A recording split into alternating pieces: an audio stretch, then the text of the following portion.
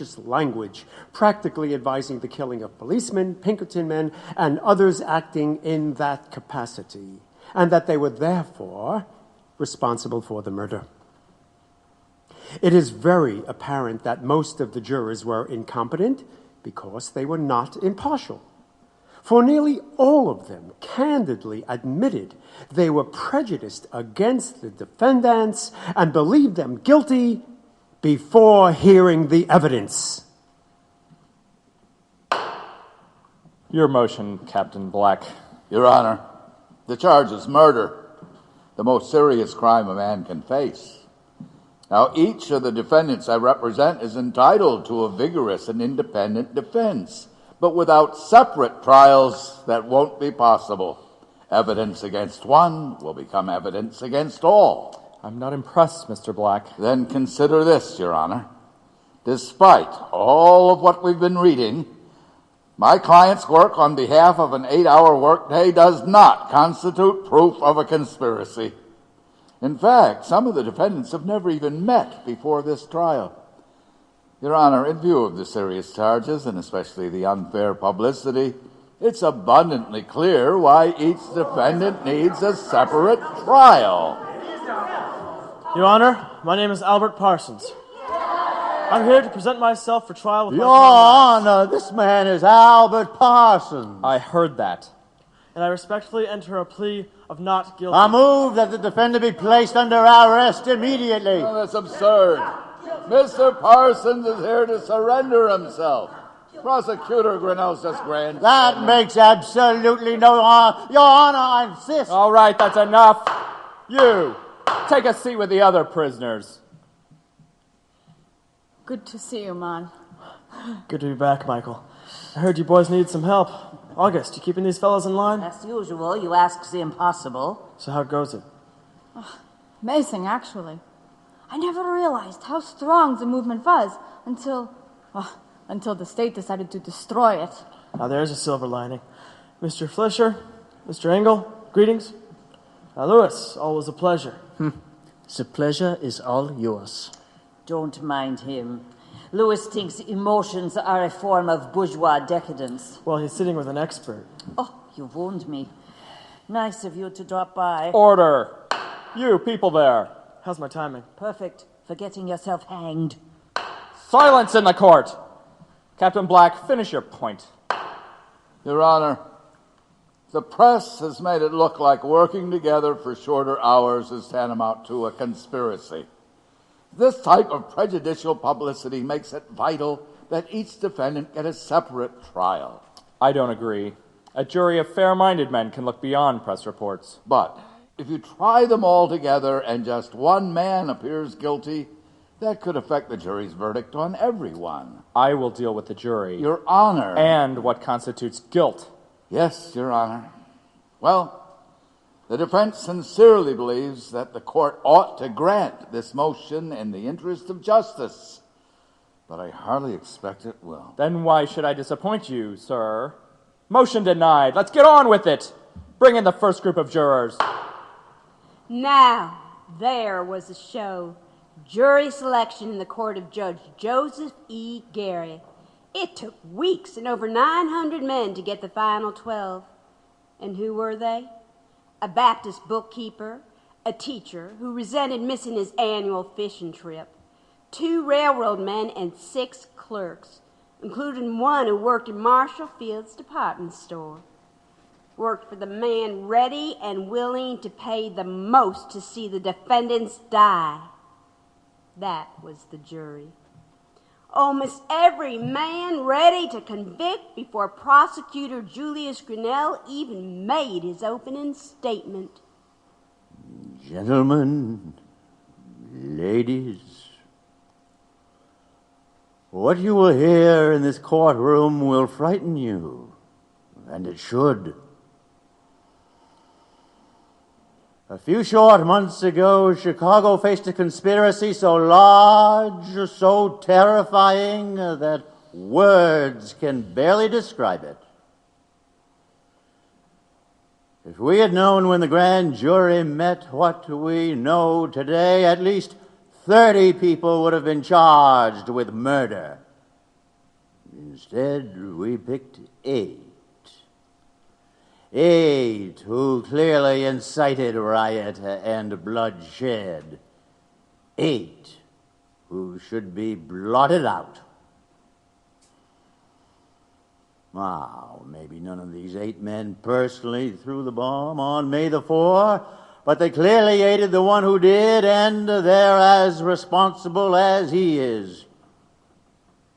There are many charges in this case, but the main one is murder.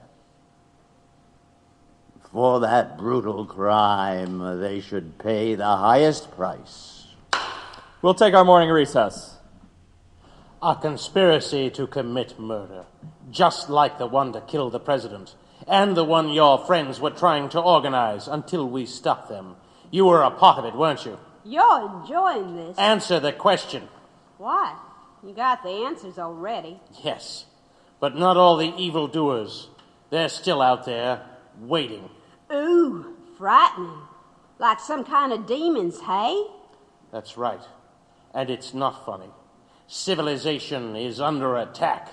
You mean capitalism, don't you? And you know what happens then? Witch hunts, inquisitions, the empire strikes, and innocent people die. That's enough. Maybe you don't fully understand the situation. You can be charged. Murder? Oh, no, it's conspiracy today, right?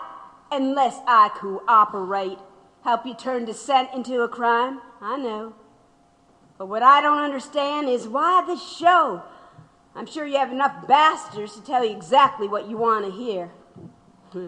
Like Michael Shack. Now there was the perfect witness. You may continue, Prosecutor Grinnell. Captain Shack, are you familiar with the defendants? Assassins, terrorists. That's how I describe them. Oh, we understand, Captain. So tell us, what did your agent learn about their plan? Objection. Only 3 of the defendants were even at the May 4th meeting. Overruled. The anarchists' plan? Yes, well, the night before the riot, I had a man in their meeting. He reported back as how they was talking up a socialist government. Scrap the Constitution, kill our leaders, blow up police stations, that sort of thing. Sounded like treason to me. I understand, but they can't be charged with treason, can they? Because we're not at war. For them, it was a war. Objection. How does Captain Shack know what was on the defendant's mind? Overruled. And stop jumping up every time the man asks a question. But this is pure speculation, not fact. Here's the fact. One more outburst and you'll be cited for contempt. Go on, Mr. Grinnell. Now, Captain Shack, you also know something about the literature the defendants produced and sold, is that right? Yes, sir, I do. Do you recognize this book? Yes, The Science of Revolutionary Warfare. They sold it at them workers' picnics. Tells how to make bombs and poison street warfare. And does this book teach about murder? Your Honor, I really must object. The defendants didn't write this book. They espoused the contents. They sold it.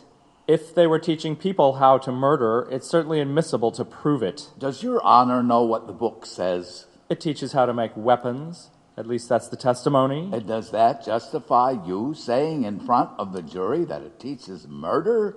I don't think so. Enough! If it's true, we'll know it when the book is translated. I assume it's not in the English language. Oh, we have translations, Your Honor, from the newspaper they used for their propaganda. Objection. The articles... Overruled! You're getting tiresome, sir. Captain, do you recognize the document in my hand? Yes, it's a copy of the Erbitterzittung. The newspaper edited by the defendant, August Spiess. Would you please read the marked paragraph? It says, forgo some luxuries, buy dynamite, kill capitalists, down with police, murder them, dispose of the militia, then demand your rights. Formula for anarchy, isn't it? Yes, sir, right on paper. Now, please look at this. You recognize it? I do. It's an editorial by August Spiess. And would you read the marked statement? With good weapons and one dynamite bomb, not one of the murderers would have escaped his well-deserved fate. He has the audacity to call the police murderers? Yes. Go on. absolute necessity forces the cry, to arms, rise in your might and level the robber rule. What does this sort of statement tell you, Captain? Like I said, that they thought we was at war. War! That's how they saw it. And how did Albert Parsons see it in the alarm? Captain, please read the marked paragraph. We pledge ourselves to aid and assist our brethren with all that lies in our power. Our war cry is... He says it. War cry. Our war cry is death to the enemy of the human race. They declared a war in their own words. And on May the 4th, 1886, they waged a war in the streets. You're a witness. You see, this is how they operate. Twist the fact and a complete lack of remorse. Miss Parsons, I want to know about the bombs. Emma Goldman, Leon Jolgosh, your husband, they are all part of the same movement, the same evil, and you've been there every step of the way. That's insane. Albert and I had nothing to do with bombs. But you encouraged others to use them, and Louis Ling made them. The trial certainly proved that. You may continue, Mr. Black. Mr. Seliger, let's get to the heart of the matter. You were indicted along with the other defendants, isn't that true? Yeah, but that was before. Before what? Before you agreed to testify? I had nothing to do with the Haymarket meeting. But you know Louis Ling, and you agreed to testify against him, right? He was making bombs. I tried to stop him. We know how hard you tried. But now, before you testified, did you talk to anyone about what you were going to say? Well, my wife. Your yeah. wife. Anyone else? Any public officials? Well, I did speak with Captain Shack. Objection. Objection. What? Oh, sustained. Your Honor. Just move on. All right. Mr. Seliger, since your troubles began, has anyone offered to help you? Some people have been supportive. Right. And did some of these supportive people give you money? Small amounts, yeah. Yeah. And who were they? Your union brothers? 9. All I got from them was insults. I see. Well, who then? Oh, and please remember, you're sworn to God to tell the truth. I know that. Once or twice, police officers did help with a little cash. What was that? The police officers gave you money and their names? Objection. The police aren't on trial here. I'll withdraw that. But just so that we're clear, some police officers were helpful. Is that your testimony? Yeah. Good. Oh, and Louis Ling. Did you ever talk with him after the bombing? No. Never saw him again. Until this courtroom, that is. Never wanted to. I see. Well, that's understandable. But you know what I don't understand, Mr. Seliger, is if you never saw him again, and apparently didn't appreciate the trouble he'd gotten you into, why did you try to raise money to help him get out of the country? That was only to get him out of the way? No. Objection. So the whole thing could be blamed on him? Objection. The bombs were his idea. Objection. You only helped. Objection, Your Honor. He's putting words in the witness's mouth. Yes. Sustained. But with Ling out of the country, you could say whatever That's enough, you wanted, Mr. and Black. no one would know the difference. I said that's enough. Yes, it certainly is. Then witness is excused and court is adjourned. Take the defendants out. A word, Your Honor. All right, but quickly. There's a young lady waiting for me in chambers. Box seat for the hangings, that sort of thing. Way things going, may not be any hangings. Oh, Julius, please. These men are headed for the gallows. Public opinion is solidly behind you. But law's on their side. We're the law, my friend. But they do have to be convicted. Stay the course, man. You're on the right track. Forget about who threw the damn bomb. Concentrate on how they work together. Wow, we certainly have witnesses.